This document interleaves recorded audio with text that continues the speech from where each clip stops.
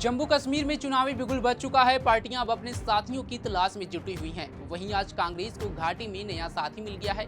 जम्मू कश्मीर में national conference और कांग्रेस मिलकर विधानसभा चुनाव लड़ेंगे। श्रीनगर में राहुल गांधी से मुलाकात के बाद नेशनल कॉन्फ्रेंस के चीफ फारूक अब्दुल्ला ने इसका ऐलान किया।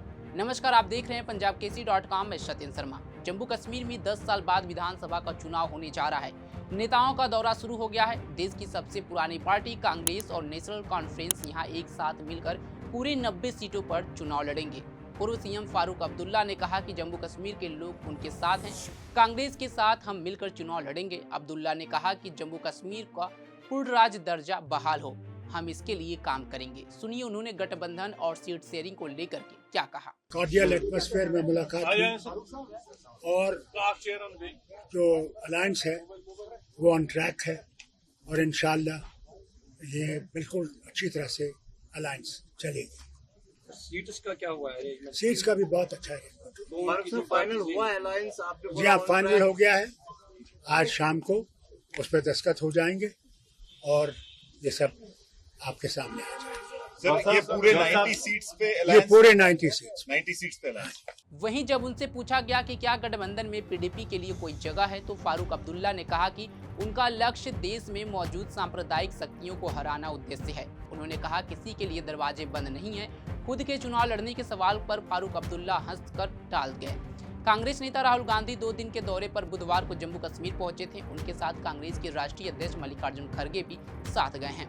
जम्मू और कश्मीर में 2014 के बाद एक पहला विधानसभा चुनाव होगा। 2014 में सूबे की 87 विधानसभा सीटों के लिए वोट डाले गए थे, जब पीपुल्स डेमोक्रेटिक पार्टी यानी कि पीडीपी 28 सीटें जीतकर सबसे बड़ी पार्टी बनकर उभरी थी। वहीं बीजेपी को 25 सीटों पर जीत मिली थी, जबकि नेशनल कॉन्फ्रेंस ने 15 और कांग्रेस ने 12 सीट जीती थी। चुनाव नतीजों में कोई भी दल बहुमत के लिए तब जरूरी 44 सीट के जादुई आंकड़े तक नहीं पहुंच सका था। चुनाव नतीजों के ऐलान के बाद पहले और दूसरे नंबर पर रही पार्टियां पीडीपी और बीजेपी ने गठबंधन कर सरकार मुफ्ती मोहम्मद सईद की अगुवाई में सरकार बनाई थी। जम्मू कश्मीर में बीजेपी के सामने एक बड़ी चुनौती स्थानीय पार्टियां और कांग्रेस है, जिसका स्थानीय स्तर पर बीजेपी की तुलना में पैठ अच्छी है। कांग्रेस का प्लान है कि वो जम्मू कश्मीर डिवीजन में बीजेपी को 20 सीटों पर समेट दे, ताकि विधानसभा में स्थानीय पार्टियों के साथ सरकार में शामिल हो सके। वहीं बीजेपी को लेकर कई बार स्थानीय स्तर पर विरोध भी देखा गया है। हालांकि हाल के महीनों में इसमें बदलाव भी हुआ है, जहां कई स्थानीय नेताओं ने पार्टी का झंडा उठाया। अगर कांग्रेस जम्मू डिवीजन में कुछ सीटें जीतने में कामयाब होती हैं, तो बीजेपी का सरकार बनाने का सपना यहां पे चकनाचूर हो सकता है। आपको बता दें कि जम्मू कश्मीर में 10 साल बाद विधानसभा का चुनाव होने जा रहा है। राज्य की 90 विधानसभा सीटों के लिए 3 चरण में वोट डाले जाएंगे। चुनाव परिणाम 4 अक्टूबर को आएंगे। लोकसभा चुनाव में भी नेशनल कॉन्फ्रेंस और कांग्रेस मिलकर चुनाव लड़े थे। 3 सीटों पर नेशनल कॉन्फ्रेंस ने कैंडिडेट उतारे थे, जबकि 2 सीटें कांग्रेस को मिली थी। लोकसभा चुनाव में कांग्रेस एक भी सीट नहीं जीत पाई थी। नेशनल कॉन्फ्रेंस को 2 सीटें मिली थी। 2 सीटें बीजेपी और 1 सीट निर्दलीय के खाते में गई थी।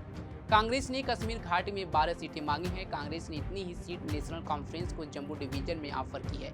विधानसभा चुनाव में नेशनल कॉन्फ्रेंस और कांग्रेस 36 और कांग्रेस 7 विधानसभा सीटों पर आगे रही थी। सीट शेयरिंग में इसे आधार बनाया जा सकता है। जम्मू कश्मीर में पहले चरण की वोटिंग 18 सितंबर को होगी। इसके बाद दूसरे और तीसरे चरण के लिए 25 सितंबर और 1 अक्टूबर को वोट डाले जाएंगे। लेकिन जिस तरह से जम्मू कश्मीर में चुनाव से पहले कांग्रेस और एनसी का गठबंधन हुआ है, उससे कहीं न कहीं आने वाले समय में बीजेपी और पीडीपी के लिए थोड़ी मुश्किल जरूर पड़ सकती है, क्योंकि बीजेपी यहाँ पर अकेले चुनाव लड़ सकती है और पीडीपी भी, अगर उसको कांग्रेस और एनसी के गठबंधन में शामिल नहीं किया गया, तो वो भी अकेले चुनाव लड़ सकती है।